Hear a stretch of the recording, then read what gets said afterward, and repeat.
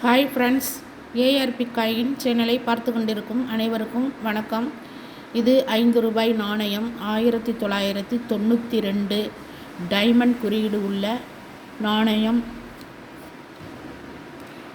மும்பை மின்ட்டில் அச்சிடப்பட்ட நாணயம்.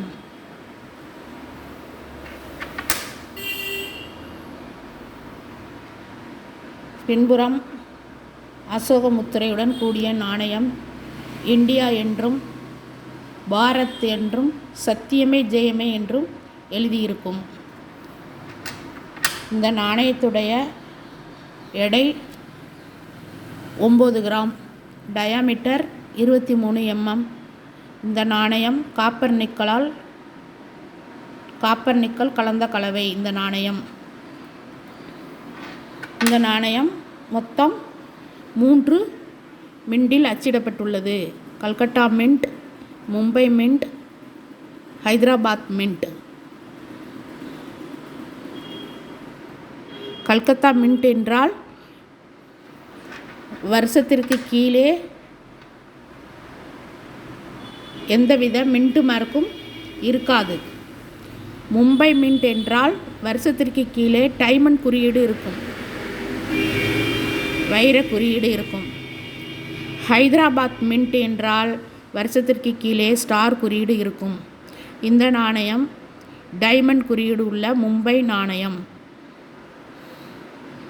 இந்த நாணயத்துடைய மதிப்பு, இந்த நாணயம் சாதாரண நிலையில் இருந்தால், அதாவது இந்த மாதிரி நாணயத்தை சாதாரண நாணயம் என்று சொல்லுவார்கள்.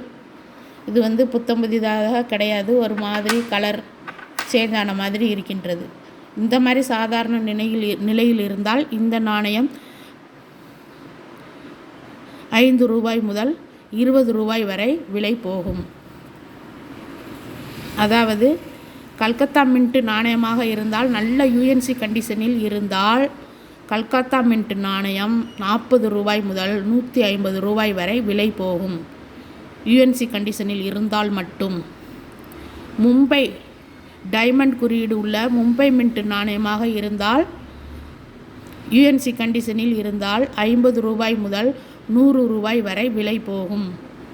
ஹைதராபாத் மின்ட் நாணயம், அதாவது வருடத்திற்கு கீழே ஸ்டார் குறியீடு உள்ள நாணயமாக இருந்தால், நல்ல UNC கண்டிஷனில் இருந்தால் ₹60 முதல் ₹200 வரை விலை போகும். நாணயம் நல்ல கண்டிஷனில் இருக்கும் பட்சத்தில் அது எந்த அச்சகத்தில் அச்சிடப்பட்டது, எந்த மின்ட்டில் தயாரிக்கப்பட்டது என்பதை பொறுத்து அதனுடைய உண்மையான விலை மாறுபடும். அதனால் நாணயங்களை சேகரிப்பாளர்கள் இந்த நாணயங்களை சாதாரண நிலையில் உள்ள நாணயம் எவ்வளவு போகின்றதோ அதை கொடுத்து வாங்கி தன்வசம் வைத்து கொள்வார்கள்.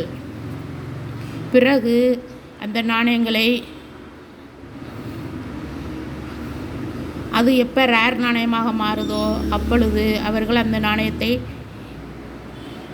நல்ல நிலையில் வாங்குபவர்களிடம் விற்பனை செய்து கொள்வார்கள். உங்களிடம் இருக்கும் நாணயத்தை அவர்கள் அதிகமான ரேட்டு கொடுத்து வாங்க மாட்டார்கள். சாதாரண நிலையில் உள்ள நாணயம் எவ்வளவு போகின்றதோ அந்த விலை கொடுத்து மட்டும்தான் வாங்குவார்கள். அதனால் நாணயங்களை விற்பனை செய்யும் பொழுது கவனமாக இருங்கள். உண்மையான மதிப்பு அறிந்து விற்பனை செய்யுங்கள்.